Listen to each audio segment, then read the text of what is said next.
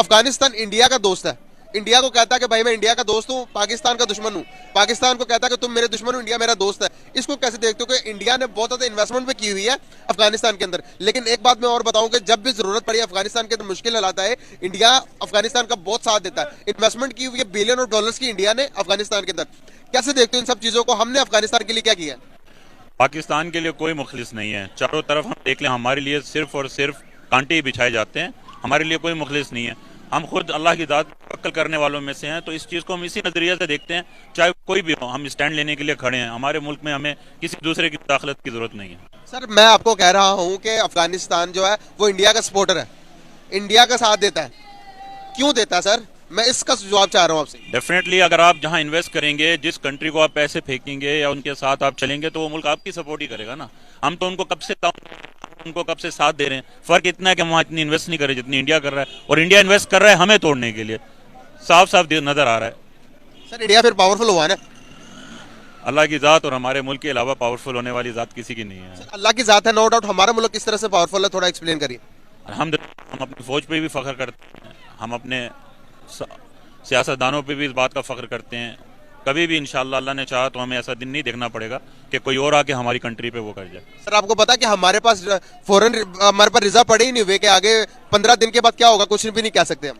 मुसलमान के पास रिजर्व नहीं होते, दुआएं होती हैं, और हमारे पास दुआएं बहुत पड़ी हुई हैं अल्हम्दुलिल्लाह। पूरी उम्मत की दुआएं हैं। सर दुआएं मैं बिल्कुल एक मुसलमान हूँ, मुझे इस बात पर पूरा यकीन है कि दुआएं बहुत काम करती हैं, लेकिन अल्लाह ताला ने कहा कि दुआ के साथ साथ आप हरकत भी करें। सर अगर हरकत नहीं करेंगे तो बरकत कहाँ से होगी? सर आप देखें 1947 से लेके अभी तक कोई एक चीज बताएंगे जो कि हमने दुनिया में कोई ऐसी चीज की हो कि जो कि पूरी दुनिया हम पर फख्र करती हो कि वाकई में पाकिस्तान ने बनाई है और पाकिस्तानी उस बात पर फख्र करते हो। कोई एक ऐसी चीज नहीं बनेगी जो कि बाहरी कंट्री में हमारी सेल होती हो और हम कहते हो कि भाई ये पाकिस्तानी है। क्या होती है बताया मुझे?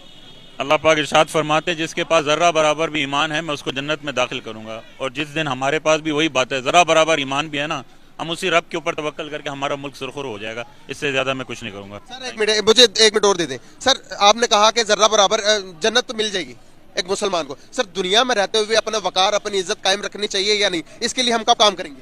अपने वकार और इज्जत भी उस रब के हाथ में है, देने वाली ज़ात भी वही रब है। फाइनली बात करेंगे, अपने ईमान को और अपने यकीन को अल्लाह पे जोड़ लो, इस मुल्क पे भी बड़ी आँच नहीं। मैं समझ नहीं पा रहा, इसको थोड़ा लॉजिकली समझाए प्लीज, काइंडली लॉजिकली समझाए। आपके मुल्क के पास इतने सालों में क्या था? आज आपका मुल्क सबके सामने टक्कर लेने के लिए खड़ा हुआ है ना। सर हमारे पास, आप शायद न्यूज नहीं सुनते सर, आप न्यूज सुने कि हमारे पास फॉरेन रिजर्व नहीं पड़े। सर मुल्क का कभी भी ऐलान किया जा सकता है कि दिवालिया होने का। इस चीज को कैसे देखते हैं? ये जितने भाई खड़े हैं ना, इन सब का रिजर्व इनका ईमान है। जिस दिन अल्लाह बुलाएगा आपको रिजर्व भी मिल जाएगा और ईमान वालों की ताकत भी नजर आ जाएगी। Thank you very much. आपकी बात मैं सर नहीं सर एक मिनट और दे दे, काइंडली 1 मिनट दे दे, काइंडली 1 मिनट दे दे, 1 मिनट दे दे, काइंडली 1 मिनट दे दे। मैं रिक्वेस्ट कर रहा हूँ आपसे सर, रिजर्व अल्लाह पर यकीन होना चाहिए। यहाँ पर जो लोग बैठे ये लोग मुझे झुठला नहीं सकते, अल्लाह पर यकीन होना चाहिए। अल्लाह ताला ने कहा कि मुझे वो मुसलमान पसंद है। आप इस बात से इत्तेफाक करेंगे जो ताकती तौर पर, जो पैसे के तौर पर दूसरे मुसलमान से बेहतर हो।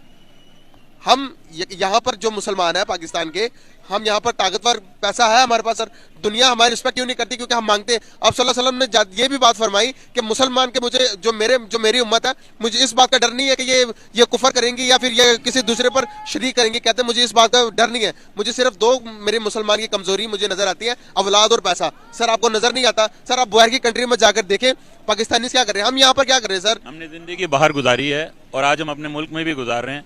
हम आपको बाहर और अपने मुल्क की सीधी सी छोटी सी बात बताएंगे।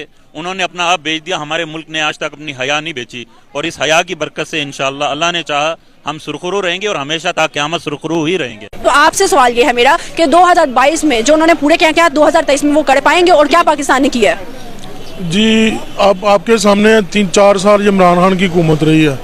आप एक अनपढ़ बंदे को भी पूछेंगे ना कि इमरान खान ने क्या किया, उसने पाकिस्तान को डुबो दिया है। उसने कुछ नहीं किया। अगर उसने कर्जे लिए हैं, कोई चीज़ बनाई है तो दिखा दे। हमारा किसी पार्टी से कोई तल्लक नहीं, हम एक बिजनेसमैन है, काम करते हैं। उसने किसी का नहीं छोड़ा, पाकिस्तान किसी जगह पे नहीं छोड़ा। उसने एक तो था ना नुकसान किया मुल्क का, उसने पाकिस्तान को पूरे मुल्क में गंदा कर दिया है।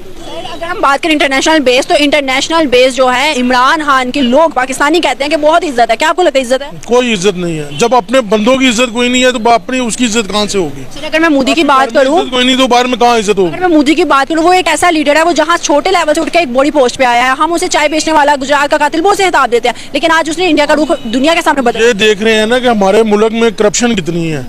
वहाँ करप्शन नहीं है। हमारे वहाँ करप्शन नहीं है इतनी लेकिन पाकिस्तानी कहते हैं कि वहाँ करप्शन है, मगर जो जितनी करप्शन पाकिस्तान में है, यहाँ के सिपा सलार जो हैं, जो इतने इतने बड़े ओहदों पे हैं, आप उनसे पूछे तो सही जाके कि आपके पास ये पैसा कहाँ से आया है। आप पूछे उनसे सिपा सलार से कि तेरे पास इतना पैसा कहाँ है, तूने बाहर जाके जजीरा खरीद लिया, मुझे बता तो सही, तू पीछे से जागीरदार था। मगर हम कोई भी नहीं पूछ सकता उनसे। सही बात है। अगर मैं बात करूँ सर मैन्युफैक्चरिंग की, लोकल मैन्युफैक्चरिंग, आपको पता हम जो है डिपेंड है चाइना पर, सुई से मल तोड़कर, और IMF की रिपोर्ट है, वर्ल्ड बैंक की भी एक रिपोर्ट है, उनका कहना है कि चाइना के पास सेकंड लार्जेस्ट इकोनॉमी इंडिया की होगी, और आने वाला जो फ्यूचर है वो किसी ने नहीं देखा। ये तो आपकी बात ठीक है कि IT में इंडिया हमसे बहुत ज़्यादा आगे चला गया। हमसे नहीं, दुनिया का वो हब बन गया। हाँ बिल्कुल ऐसा ही है। और आपको भी ये पता होगा कि नासा में भी इंडिया का और गूगल पे भी जो सरपरस्ती है वो इंडिया ही कर रहे हैं। लेकिन इसमें बेसिक तो बात ये है कि पाकिस्तान इसमें क्या कर रहा है। तो बेसिक तो यही होना चाहिए कि पाकिस्तानी हुकूमत को IT पे और जो बाकी इंडस्ट्री है, सॉफ्टवेयर इंडस्ट्री है, इस पे ज़्यादा काम करना चाहिए, और कंपनीज़ को जो कम टैक्स पे इधर लेके आना चाहिए कि ज़ीरो टैक्स पे इधर लेके आएँ, ताकि यहाँ पे लोगों को जॉब्स मिलें और ज़्यादा से ज़्यादा